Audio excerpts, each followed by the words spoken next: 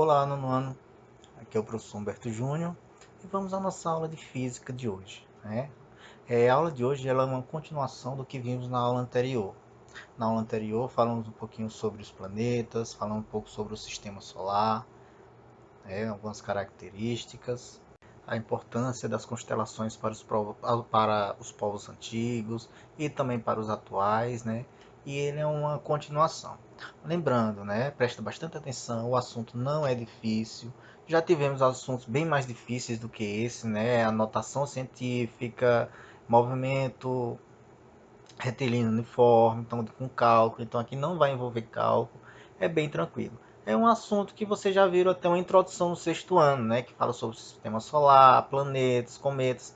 Então aqui é mais uma definição, certo? Então vamos lá. A continuação falar um pouquinho sobre o sistema solar e os astros que orbitam nele, né? O Sol é o centro do nosso sistema solar. É ele que está no centro do nosso sistema e todos os outros astros, né, do nosso sistema solar orbitam ao redor dele. E quais são esses astros, professor? Planetas, cometas, asteroides, luas, tá bom? Então a gente vai ver essa parte nesse capítulo. O movimento dos planetas. Todos os planetas do sistema solar, eles giram ao redor, eles possuem dois movimentos, o movimento de translação e o movimento de rotação. O movimento de translação, como é que ocorre? É o movimento que os planetas fazem ao redor do Sol. No nosso planeta Terra, ele é responsável pelo quê? Pelos anos, né? Das estações do ano. Movimento de rotação é o movimento que os planetas fazem ao redor dele mesmo, ao redor do seu próprio eixo. Então, esse movimento que ele faz ao redor do seu próprio eixo, gerando o quê? Dando origem aos dias e às noites. Todos os planetas do sistema solar possuem o movimento de translação e o movimento de rotação. Alguns com períodos mais longos, outros com períodos mais curtos, tá bom? Como a gente viu na aula passada, o nosso sistema solar e o Sol, ele foi criado há 4,6 bilhões de anos a partir de uma nuvem de gás e poeira. No centro, onde existia maior massa e gravidade, formou o Sol e ao redor dele se formaram o que? Os planetas. Essa teoria ela é aceita porque já foi comprovado que a maioria, mais ou menos quase todos os planetas, eles giram no mesmo plano, né? Só o último, né, Urano e Netuno, é um pouquinho inclinado, mas os outros planetas eles giram em um mesmo plano, ou seja, eles não giram desordenado. Então isso caracteriza que há muitos e muitos bilhões de anos atrás, eles foram formados da mesma matéria. O Sol, né, ele aparenta ser maior do que as outras estrelas, porque ele está mais próximo da gente, né, a estrela mais próxima de nós. Existem outras estrelas bem mais distantes. Você tem ideia, uma estrela bem mais distante do Sol, ela está mais ou menos a 4,5 anos-luz. Quer dizer que se a gente pudesse viajar de onde está do planeta Terra até a próxima estrela, depois do Sol, a gente ia demorar mais ou menos 5 anos viajando na velocidade da luz para chegar até ela, né? Então o Sol é responsável por emitir luz e calor para todos os planetas, inclusive para o planeta Terra, é responsável pela vida, né? E nessa parte aqui a gente fala um pouquinho sobre os planetas, começando com o mais próximo do Sol. O primeiro é Mercúrio. Mercúrio está muito próximo do Sol, isso faz com que ele tenha temperaturas extremas. Ele não possui satélite, praticamente quase nenhuma atmosfera. Por quê, professor? Primeiro, porque ele gira muito rápido ao redor do Sol. Segundo, porque é um planeta de extremos. Durante o dia faz muito calor, um calor que dá para derreter ferro, e durante a noite faz muito frio. Então ele está muito próximo do Sol. O segundo é Vênus. Vênus é algo bem interessante. Vênus tem quase o mesmo tamanho da Terra. Olha o diâmetro de Vênus, 12.104 km. Olha o diâmetro da Terra, 2.756 km. Ou seja, eles são conhecidos como planetas irmãos. Porém, Vênus não possui satélites. Não existe, até hoje, não foi comprovada a existência de água, né? O problema de Vênus é que ele está muito próximo do Sol. Isso faz com que ele crie várias nuvens muito densas e ele se torne o planeta mais quente do sistema solar. Por quê, professor? Porque o calor que ele recebe do Sol entra na atmosfera. A atmosfera é muito densa, como se ocorresse um efeito estufa extremo lá. O calor fica retido no seu interior e não consegue sair. Essa característica faz com que ele se torne o planeta mais quente do sistema solar. Como sua atmosfera é muito densa, as nuvens elas funcionam como um espelho refletindo a luz. Por isso que Vênus ele é conhecido também como estrela d'alva ou estrela da manhã. Durante o anoitecer, a primeira estrela que aparece no céu, né, o primeiro corpo celeste que ele reflete a luz do Sol, e o amanhecer é o último ponto brilhante a desaparecer. O terceiro planeta, o que nós habitamos, né, o planeta Terra, possui um satélite natural, a Lua, né, está numa chamada zona habitável, falei na aula passada, e também vamos falar um pouquinho lá na frente. O único planeta capaz de abrigar vida, né, um planeta também rochoso, assim como Mercúrio, Vênus e também Marte. O próximo planeta, Marte. Marte é bem menor do que a Terra, mais ou menos a metade, ele tem a metade do tamanho da Terra. Vendo, ó? Não possui água no estado líquido, embora pesquisas recentes já descobriram que existe água em forma de cristais. Possui 2 satélites muito pequenos, tá? É um planeta que existem pesquisas, né? Eu já conversei com vocês em sala de aula, que existem pesquisas e planos, né, para levar pessoas para colonizar Marte. Ainda é uma realidade muito distante, tá? Porque Marte ele não tem oxigênio na sua atmosfera, ele não tem um campo magnético que protege contra a radiação do Sol, né? Então é um planeta que necessita muito ainda de condições que possa abrigar a vida nele. Tá? A temperatura, às vezes, um pouco muito frio e às vezes um pouco quente. Né? Existem épocas do ano que pode chegar a 23 a 24 graus, embora na maioria das vezes faz muito frio. Né? Então, antes de colonizar ele, o ser humano ainda pretende fazer uma transformação, principalmente na atmosfera. Uma das maiores conquistas da humanidade foi ter conseguido enviar tanto sondas como também robôs. Né? Existem robôs que estão lá, 2 robôs que estão lá trabalhando até hoje. Ele consegue tirar fotos bem interessantes do planeta, enviar para a Terra. Existem várias fotos na internet. Quem quiser pesquisar, tem a foto do pôr do Sol em Marte, né, mostrando os ventos em Marte, a atmosfera em Marte, as colinas, os montes, as montanhas. Então é bem interessante. Quem quiser pesquisar depois as fotos do robô Stone Spirit, né, que é um robô que está até hoje vasculhando, procurando, fazendo escaneamento da área. Tá? Então é bem interessante depois vocês pesquisarem na internet quem se interessar pelo assunto. O próximo planeta é chamado de Júpiter. Júpiter ele é o maior planeta do sistema solar. Ele é um planeta gasoso, tá, gente? Ele é formado de gás. Ele possui 63 satélites naturais, ou seja, 63 luas. Ele é um planeta que ele reflete a luz do Sol e durante a noite é um dos pontos mais brilhantes do céu.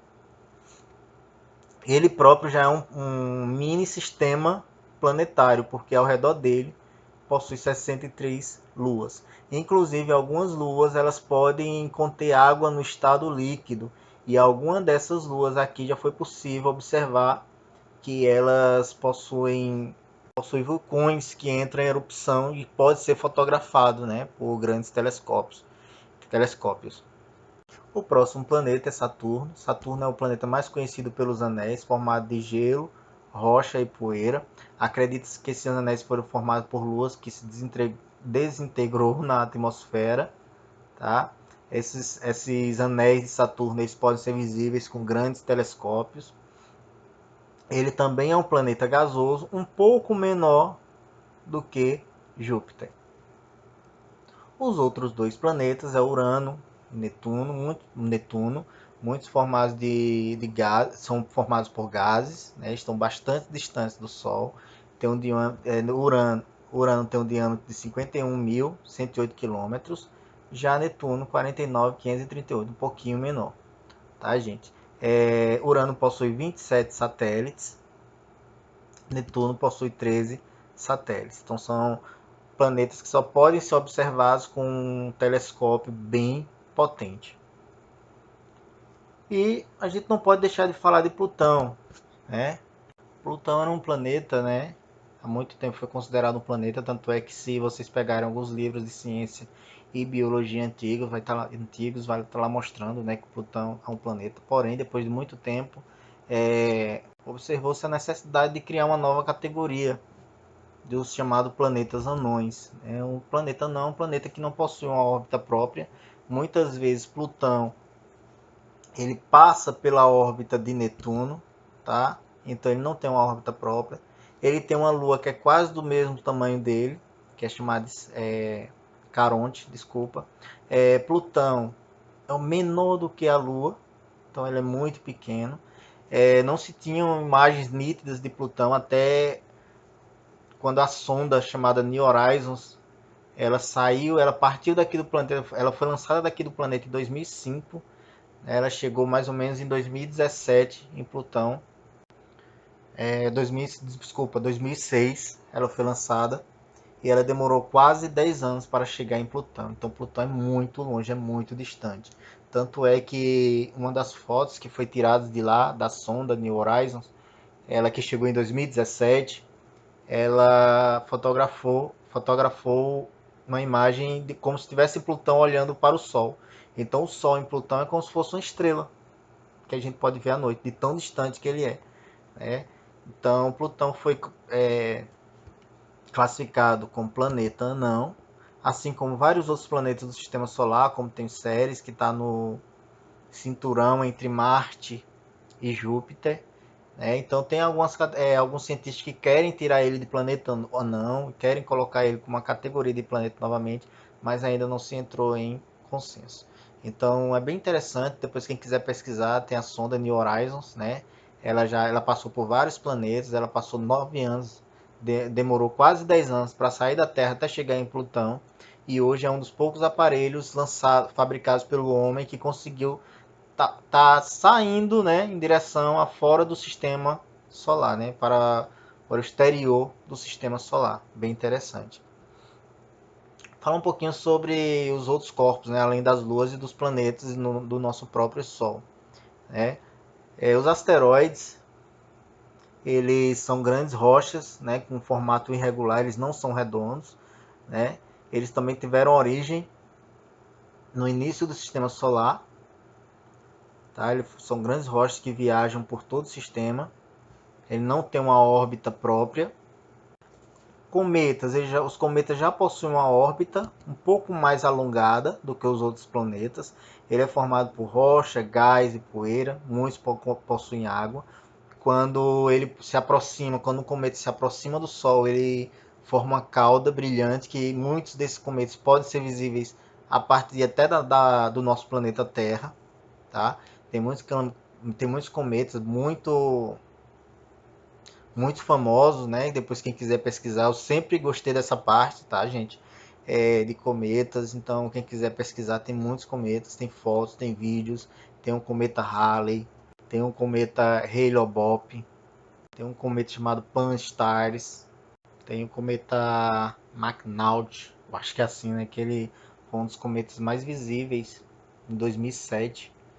Então, com certeza vocês ao longo aí da vida de vocês vão ver muitos cometas, inclusive o mais famoso, né, que é o cometa Halley.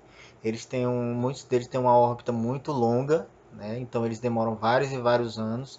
Tem cometas que ele viaja no nosso sistema solar, chega na parte da órbita do Sol e muitas vezes ele pode demorar 1000, 2000, 3000 anos para voltar novamente. Então os cometas, quando ele chega, ele não possui luz própria, mas quando ele chega próximo ao Sol, ele consegue, né? Ele adquire uma cauda e um núcleo que começa a refletir a luz, né? Que pode ser visível de vários locais do espaço, inclusive do nosso planeta Terra. Vamos falar um pouquinho também sobre a diferença, né? Meteoroides, meteoros e meteoritos. Pedaços de rocha vindo do espaço, quando ainda não estão fora da atmosfera terrestre, são chamados de meteoroides. Ou seja, ele tem um pedaço de rocha que está fora da Terra, ele não entrou ainda na órbita da Terra. Né? Então, aquele pedaço de rocha ele é chamado de meteoroide. Porém, a força gravitacional, professor, o que é aquela força, o que é uma força gravitacional? Uma força que puxa, né, a Terra exerce sobre todos os corpos, por exemplo. A Terra pode puxar essa rocha para a atmosfera. E quando esse meteoroide ele entra na atmosfera, ele entra no campo gravitacional da Terra, né, na força gravitacional, ele deixa de ser chamado de meteoroide e passa a ser chamado de quê? Meteoro. Muitos desses meteoros, com o atrito da atmosfera, eles acabam pegando fogo e explodindo. Né? Aí o pessoal chama muito de estrelas cadentes. Então, quando ele entra na atmosfera, ele deixa de ser chamado de meteoroide e passa a ser chamado de quê? Meteoro. A maioria nem chega a encostar na superfície da Terra, ele se desintegra na própria atmosfera. Porém, muitos conseguem chegar na superfície da Terra. Quando ele chega na superfície da Terra, ele é chamado de meteorito. Tá? Aqui na Bahia a gente tem um pedaço de meteorito muito interessante na cidade de Monte Santo. Aqui eu coloquei uma imagem aqui da cratera de Wolf na Austrália, resultado de um meteorito que caiu, tá, gente? Então, espero que vocês tenham entendido a diferença, né? Meteoroide, meteoro, meteorito. Meteoroide ainda está no espaço. Meteoro, quando a força gravitacional da Terra puxa ele. Muitas das vezes ele acaba se desintegrando antes de triscar o solo. Se ele conseguiu resistir e chegar na superfície, ele passa a ser chamado de meteorito, tá bom? E hoje, né, o que mais os cientistas querem saber é se existe vida em outros planetas. Já foi comprovado que muitos planetas eles não têm capacidade de abrigar vida, se ele estiver muito próximo do Sol e também se ele estiver muito distante. Né?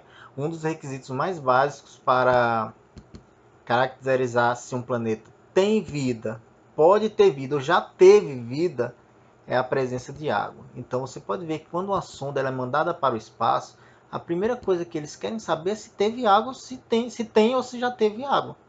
Porque se tem ou se já teve, quer dizer que pode ter existido o quê? Vida. Né? Então, existem pesquisas hoje em Marte para saber se já teve vida em Marte. Só que quando a gente fala se tem vida, não é uma vida assim como a gente está acostumado, inteligente, como seres humanos. Quando a gente fala vida, pode ser até uma bactéria, que inclusive um meteorito que veio de Marte, alguns pesquisadores descobriram que ele tinha cristais orgânicos que só podem ser produzidos por seres vivos. Né? Então eles acreditam que Marte pode ter sido habitado por seres microscópicos, como uma bactéria, com seres muito simples. Ainda uma pesquisa ainda não chegou a um consenso. Quem sabe, né, daqui a alguns 10, 20 anos não consigam, né? Hoje não existe nenhuma confirmação científica que existe vida, né, em outro planeta. Porém, tanto o telescópio Hubble como também vários outros telescópios muito potentes, chamados de radiotelescópios, né, eles estão a todo momento varrendo o universo através de uma busca de algo que possa comprovar se existe vida em outro planeta. Algo que já sabemos é que para ter vida, um planeta tem que estar em uma zona habitável. Lembra que eu expliquei na aula anterior? Ele não pode nem estar muito próximo do Sol, o planeta, por exemplo, é o que acontece com Mercúrio e Vênus. E não pode também nem estar muito longe, que é o que acontece com Marte. Né? No sistema solar, a zona habitável é a região onde é possível a existência de vida. Se o planeta Terra estivesse mais próximo do Sol, ele seria quente, provavelmente não teria nem atmosfera. Né? A água já tinha evaporado e teria já se dissipado pelo espaço. Se ele estivesse muito longe, a temperatura seria baixa, a água estaria congelada e não ia ser possível abrigar a vida. Tá bom, gente? Por aqui a gente termina a nossa aula. Antes de terminar, eu vou passar uma atividade para vocês. Quero que vocês peguem o módulo de física, peguem ele e abram no capítulo 5. Então, depois de assistir as duas videoaulas, eu quero que vocês peguem o capítulo 5 e respondam ele por completo, tá bom, gente? Espero que vocês tenham gostado da aula e até a próxima.